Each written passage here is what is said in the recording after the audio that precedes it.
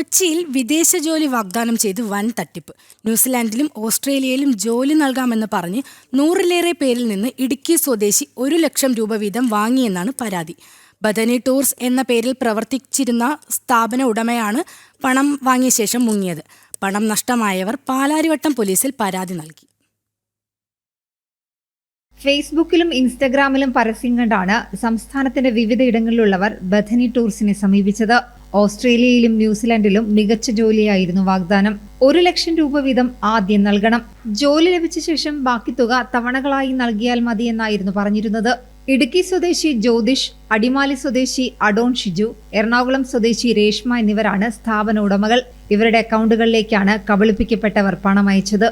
എല്ലാ ദിവസവും ഞങ്ങൾ വിളിച്ച് അതിൻ്റെ സ്റ്റാറ്റസ് അന്വേഷിച്ചുകൊണ്ടിരുന്നപ്പോൾ ഇവർ പറഞ്ഞുകൊണ്ടിരുന്നത് അവരെ കിട്ടുന്നില്ല, കണ്ടിട്ടില്ല എന്നാണ്.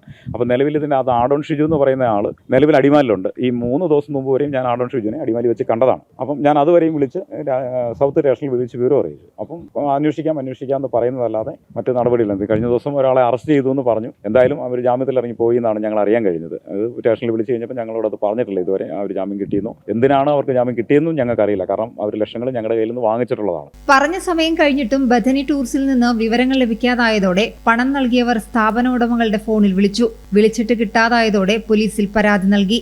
ഇടുക്കി സ്വദേശിയായ വ്യക്തി ബഥനി എന്ന സ്ഥാപനം ഇവിടെ എറണാകുളത്ത് നടത്തുകയും ഫേസ്ബുക്കിൽ അതിനുവഴി ആഡിടുകയും അതനുസരിച്ച് ഞങ്ങൾ ഒരു 48 പേരോളം, അതിൽ കൂടുതൽ ആൾക്കാരുണ്ട്, 48 പേരോളം അവിടെ വരികയും ഇവർ 1 ലക്ഷം രൂപ ഫസ്റ്റ് കൊടുത്താൽ മതി, ബാക്കി EMI ആയി കൊടുത്താൽ മതി എന്ന് പറഞ്ഞതിൻ്റെ പേരിൽ ന്യൂസിലൻഡിലേക്ക് കൊണ്ടുപോകാം എന്ന് പറഞ്ഞതിൻ്റെ പേരിലാണ് നമ്മൾ പൈസ കൊടുക്കണേ. പൈസ കൊടുത്തതിന് ശേഷം അവർ കഴിഞ്ഞ 6 മാസം മുമ്പ് കൊണ്ടുപോകാനാണ് പറഞ്ഞത്. അങ്ങനെ EMI ആയിട്ട് അവർ എഗ്രിമെന്റ് പേപ്പർ വരെയും കാര്യങ്ങളെല്ലാം ചെയ്തു. അതിനുശേഷം ഞങ്ങൾ അന്വേഷിച്ച് കഴിഞ്ഞപ്പോൾ ഇവർ ഫോൺ വിളിച്ചാൽ എടുക്കത്തില്ല. പാലാരിവട്ടം പോലീസാണ് ആദ്യം കേസെടുത്തതെങ്കിലും പിന്നീട് എറണാകുളം സെൻട്രൽ പോലീസിന് അന്വേഷണം കൈമാറി. പോലീസ് അന്വേഷണം തുടങ്ങിയിട്ടും ഇതുവരെ തട്ടിപ്പുകാരെ പിടികൂടാൻ കഴിഞ്ഞിട്ടില്ല.